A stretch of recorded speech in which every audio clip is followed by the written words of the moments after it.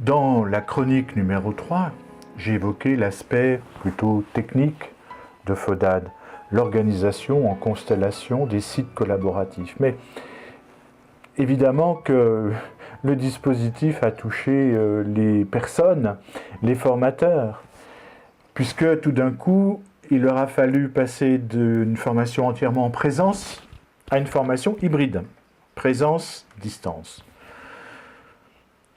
C'est intéressant à observer parce que nous avons voulu nommer les formateurs des tuteurs.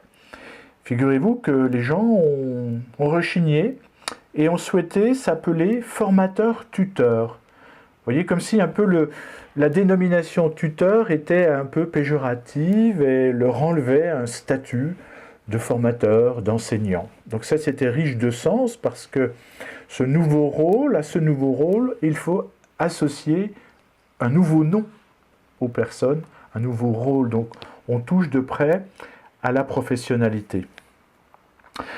Bien sûr que passer de la modalité présence à la modalité hybride, il a fallu que les collègues, avec des formations, réfléchissent à mais quid de cette différence entre une formation entièrement en présence dans la salle, j'ai l'habitude, j'ai les gens sous la main, qu'est-ce que je vais faire comme activité à distance ? Qu'est-ce que je vais faire dans cette distance qui est en intercession entre deux présentiels? Quid de ce moment spécifique pendant lequel on va continuer à travailler?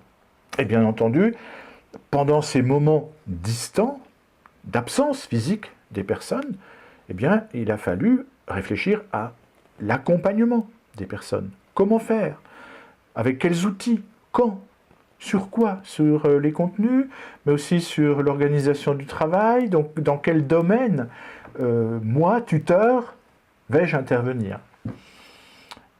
Certaines personnes ont pensé que ce rôle de formateur-tuteur était 24 heures sur 24, non-stop, le week-end compris.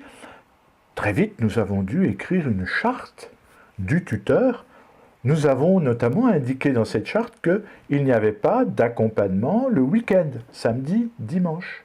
Et que le temps de réponse à un courriel, par exemple, pour une assistance, pour un conseil, était de 48 heures. Donc vous voyez que très rapidement, se sont greffés aux aspects techniques que j'évoquais, les aspects humains, d'accompagnement, de gestion des contenus, d'aide à l'apprentissage. Voilà un dispositif qui est devenu complet.